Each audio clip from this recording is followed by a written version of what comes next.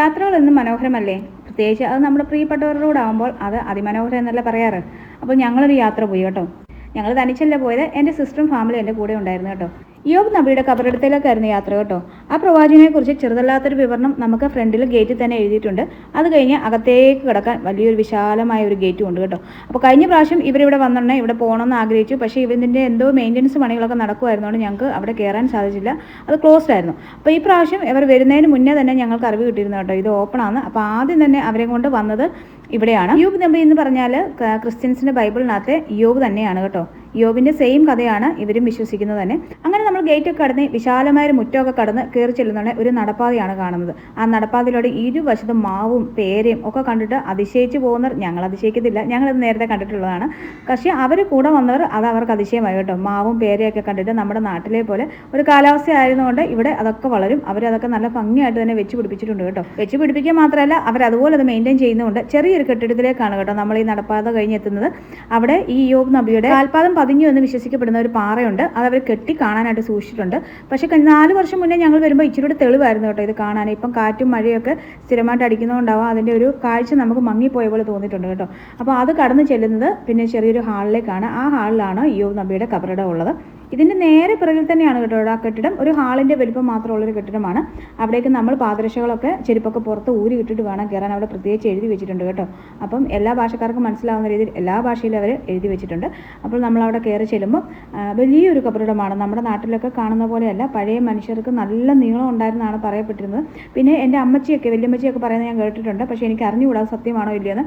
ഈ നീളം കൂടുന്തോറും മനുഷ്യരുടെ ആയുസ്സും കൂടിയിരുന്നു. പക്ഷേ ഇപ്പോഴത്തെ മനുഷ്യർക്ക് ആയുസ് കുറഞ്ഞു വരുന്നതനുസരിച്ച് അവരുടെ നീളം കുറഞ്ഞു വരുന്നു എന്നാണ് ഇങ്ങനെ പഴമക്കാർ പറയാറുള്ളത്. എനിക്കറിയില്ല അതിൽ എത്രമാത്രം ശരിയുണ്ടെന്ന്, ഞാൻ ചുമ്മാ പറഞ്ഞേ ഉള്ളൂ. ആ പ്രവാചകൻ്റെ കുടുംബ വംശാവലി പ്രതിപാദിക്കുന്ന ഒരു ചെറിയ ബോർഡൊക്കെ അവിടെ കൊടുത്തിട്ടുണ്ട് കേട്ടോ. നമുക്ക് അറിയാത്തവർക്കൊക്കെ ആണെങ്കിൽ അത് പഠിച്ച് മനസ്സിലാക്കാനും വായിക്കാനും ഉള്ള ഇംഗ്ലീഷിലാണ് കൊടുത്തിരിക്കുന്നത്, അറബിയിലും കൊടുത്തിട്ടുണ്ട്. നമുക്ക് വായിച്ച് മനസ്സിലാക്കുകയൊക്കെ ചെയ്യാം.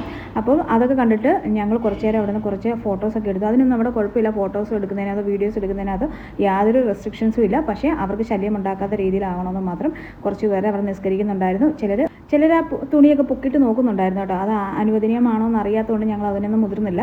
അപ്പോൾ കുറച്ച് നേരം അവിടെ നിന്നതിന് ശേഷം ഞങ്ങൾ പിന്നെ പുറത്തേക്ക് പോകുന്നു കേട്ടോ. ഞങ്ങളങ്ങോട്ട് കയറിയപ്പോൾ തന്നെ ചെറിയൊരു ചാറ്റൽ മഴ പോലെ പുറത്തുണ്ടായിരുന്നു. അപ്പോൾ ഞങ്ങൾ തിരിച്ചിറങ്ങിയപ്പോൾ നല്ല കോടയും ചാറ്റൽ മഴയും ഒക്കെ ആയി കേട്ടോ. അപ്പോൾ ഞങ്ങൾ പിന്നെ അവിടെയുള്ള അടുത്തുള്ള സ്ഥലം തന്നെയാണ്. കോട ഇറങ്ങി നല്ല അടിപൊളി മഞ്ഞ് പെയ്ത് നിൽക്കുന്ന ഒരു സ്ഥലം കേട്ടോ. നമുക്ക് കണ്ടാൽ കൊതിയാവും. നമ്മുടെ നാട്ടിലെ മൂന്നാറിലൊക്കെ പോയ പ്രതീതിയാണ്. അപ്പോഴാണ് ഞങ്ങൾ ഇവിടെ ഒരു കാഴ്ച കണ്ടത്. ഇടിവെട്ടി മഴ പെയ്യുമ്പോൾ നമ്മുടെ നാട്ടിലൊക്കെ കൂണ് മുളച്ച് പൊങ്ങുന്ന കണ്ടിട്ടില്ലേ? അങ്ങനെ കൂണ് നിൽക്കുന്നു കേട്ടോ. നല്ല മഞ്ഞൊക്കെ കുതിർന്ന് മഴത്തുള്ളിയൊക്കെ ആയിട്ട് ഇങ്ങനെ നിൽക്കുന്നു. അത് കഴിക്കാൻ കൊള്ളാമെന്നൊന്നും എനിക്ക് അറിഞ്ഞുകൂടാ, പക്ഷേ അത് കാണാൻ നല്ല ഭംഗിയുണ്ടായിരുന്നു കേട്ടോ. ഞങ്ങൾ പറിച്ചെടുക്കാനൊന്നും പോയില്ല. പിന്നീട് നമ്മൾ എന്തായാലും താമസമാണ് വീട്ടിൽ നിന്ന് ഇറങ്ങിയത്. പൊതിച്ചോറൊക്കെ കിട്ടിയിട്ടാണ് ഇറങ്ങിയത് കേട്ടോ. എന്തായാലും കുറച്ച് സ്ഥലമൊക്കെ ഇന്ന് കവർ ചെയ്ത് ഇവരെ കാണിക്കണമെന്ന് വിചാരിച്ചിട്ടാണ് പോകുന്നത്. അപ്പോൾ അതുകൊണ്ട് പൊതിച്ചോറൊക്കെ അന്നേരം കഴിച്ചു. എല്ലാവർക്കും വിശപ്പിൻ്റെ വിളി വന്നിട്ടുണ്ടായിരുന്നു, തണുപ്പുകൊണ്ടായിരിക്കാം. അങ്ങനെ പിള്ളേർക്കെല്ലാം ചോറൊക്കെ കൊടുത്തിട്ട് പിന്നെ അവിടുന്ന് കുറച്ച് കഥകളൊക്കെ പറഞ്ഞു. ഞങ്ങളുടെ ചൈൽഡ്ഹുഡ് ഓർമ്മകളാണ് കേട്ടോ. ഞാനും എൻ്റെ പപ്പായുടെ പെങ്ങളുടെ മോളാണ് ഇവള്. പപ്പായുടെ പെങ്ങളുടെ മോളും ഭർത്താവും കുഞ്ഞുമാണ് കേട്ടോ. ഞങ്ങൾ ഒരുമിച്ചാണ് കളിച്ച് വളർന്നതൊക്കെ. കസിൻസിനെയൊക്കെ കളിക്കൂട്ടുകാരായിട്ട് കിട്ടുക എന്ന് പറഞ്ഞാലൊരു ഭാഗ്യമാണ്. അങ്ങനെ ഭാഗ്യം കിട്ടിയവരാണ് കേട്ടോ ഞങ്ങൾ. ഇവൾ അവധിക്ക് വരുമ്പോഴൊക്കെ ഞങ്ങളുടെ വീട്ടിലാണ് നിൽക്കാറുള്ളത്. ഞങ്ങൾ അങ്ങോട്ടും ഇങ്ങോട്ടും ഷെയർ ചെയ്തും അടിയുണ്ടാക്കിയും ഒക്കെ വളർന്നതാണ് കേട്ടോ. അപ്പോൾ ഞങ്ങൾക്ക് ഒത്തിരി കാര്യങ്ങൾ പറയാനുണ്ടായിരുന്നു. കുറേ കാര്യമൊക്കെ പറഞ്ഞ് പിന്നീട് ഞങ്ങൾ അവിടുന്ന് മുമ്പോട്ട് വേറെ സ്ഥലത്തോട്ട് പോയി. ഈ പോകുന്ന വഴിയൊക്കെ നല്ല ഗ്രീനറിയാണ് കേട്ടോ. നല്ല പച്ചപ്പണിഞ്ഞ് നിൽക്കുകയാണ്. ഒരു ഗൾഫ് കൺട്രി ആണെന്ന് പോലും വിശ്വസിക്കാൻ പറ്റത്തില്ല. എന്തിനു പറയുന്നു, ഈ ഒമാൻ്റെ വേറൊരു സ്ഥലമാണ് മസ്കറ്റ് കേട്ടോ. ഇവർ വന്ന സ്ഥലം, ഇവർ താമസിക്കുന്ന സ്ഥലമാണ്. അവിടെ 50 ഡിഗ്രി ആയിരുന്നു കേട്ടോ ചൂട്. നമുക്കത് പറഞ്ഞാൽ വിശ്വസിക്കാൻ പറ്റത്തില്ല. അവരിങ്ങോട്ട് വന്ന യാത്രയിൽ ഉടനീളം ഭയങ്കര ചൂടായിരുന്നു, ബുദ്ധിമുട്ടായിരുന്നു എന്നൊക്കെ പറയുന്നത് കേട്ടിട്ടുണ്ട്.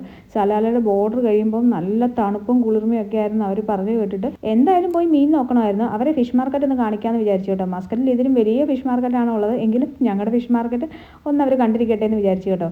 ഇവിടുത്തെ ഫിഷ് മാർക്കറ്റാണ് കേട്ടോ. നമ്മുടെ നാട്ടിൽ താഴെ ഇരുന്ന് മീൻ കച്ചവടം ചെയ്യുന്ന പോലൊന്നും അല്ല. അവർ ഓരോ സോണൊക്കെ കെട്ടി അങ്ങനെയാണ് കേട്ടോ. ഇത് നല്ല വെള്ള ചൂരയും കറുത്ത ചൂരയും പിന്നെ ഷാരി, റെഡ് സ്നാപ്പർ, പിന്നെ നമ്മുടെ കിളിമീൻ്റെ ഒക്കെ വലിയ സൈസ്, അങ്ങനെ കിളിമീൻ്റെ ഒക്കെ സൈസ് ഇവിടെ ഉണ്ട് കേട്ടോ.